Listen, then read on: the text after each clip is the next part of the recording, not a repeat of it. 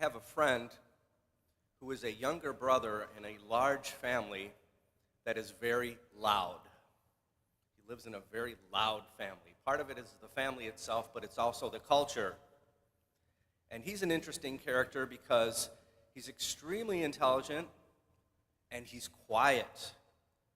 He's always the voice of reason when things get out of control. And he's always having these arguments with his older brother. And in this culture, the older brother is always right because he's the older brother, of course. So he's always arguing with his brother, and very calmly. His brother's yelling and screaming, and he's very calm. And when his brother gets flustered and begins to lose the argument, he pulls the older brother card and says things like, well, you can't tell me what to do. I got a job. I was in the Marines. I pay my bills. And my friend very calmly responds, that's great. Do you want a cookie?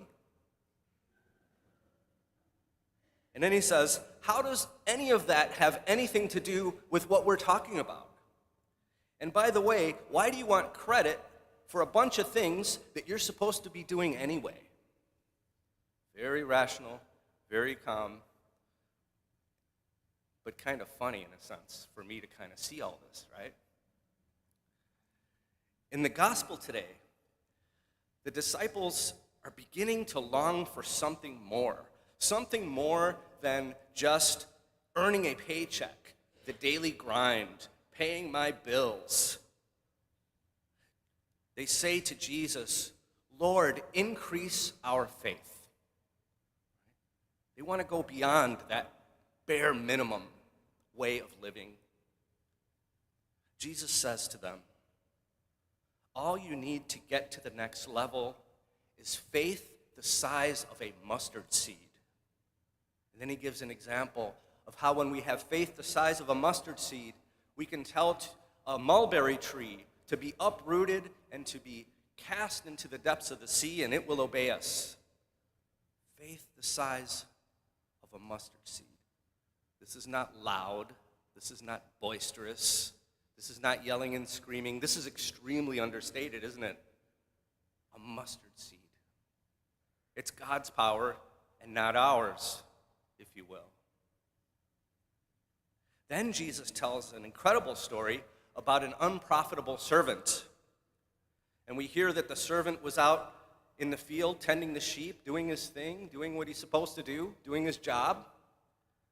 And then the servant comes into the house, and the master doesn't ask the servant to sit and eat with him. No, on the contrary, he tells the servant, serve me now, I will eat and drink. And the servant, again, does what he's supposed to do. He does his job.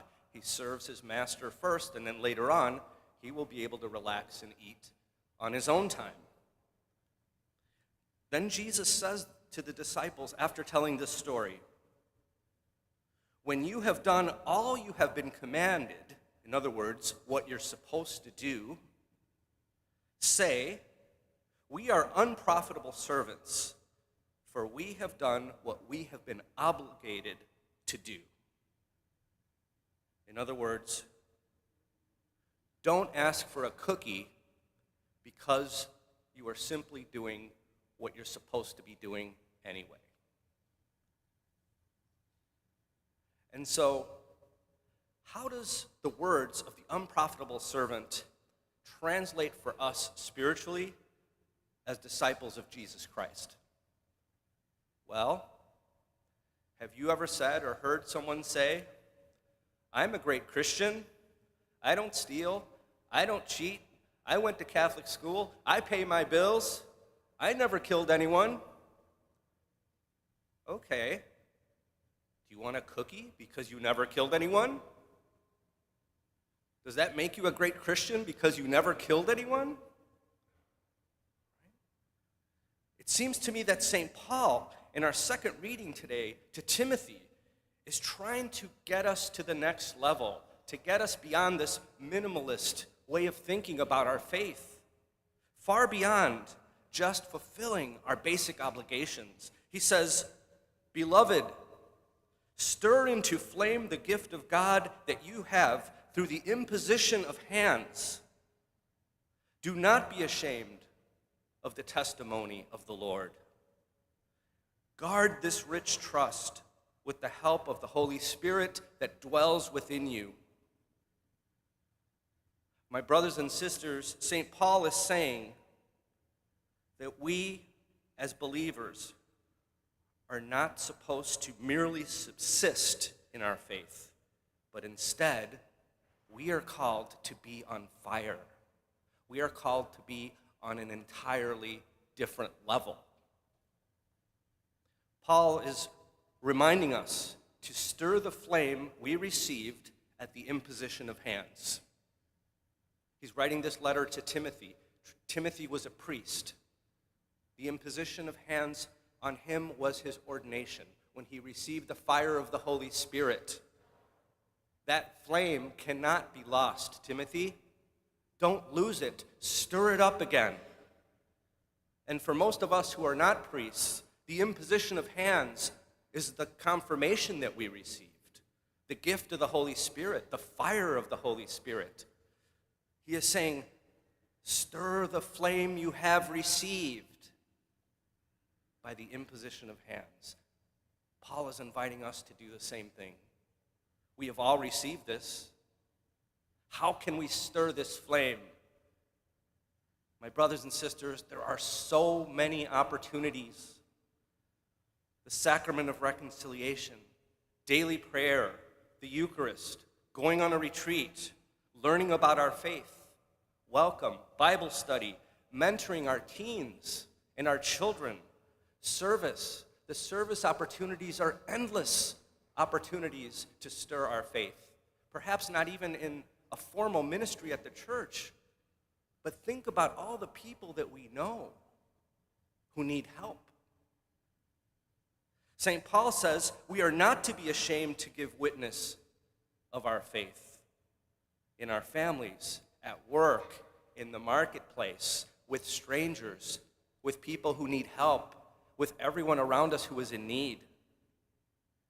And we are to guard this rich trust of our faith so that the fire of the Holy Spirit may not be extinguished. Wow. I think of baptism. Have you ever been to a baptism and the little babies, godparents and parents, have a little candle which represents the fire of the Holy Spirit, which represents a living faith? And it is the job of the godparents and the parents to keep that little fragile flame alive. It's so fragile. It's so easy to lose. The gospel and readings today, my brothers and sisters, are inviting us to stir that flame, to not allow it to go out ever, not in ourselves and not in our children or in our families.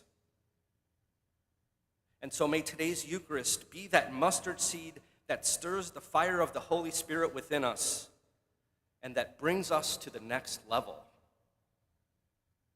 And may we begin this journey with the simple prayer of the disciples today. Lord, increase our faith.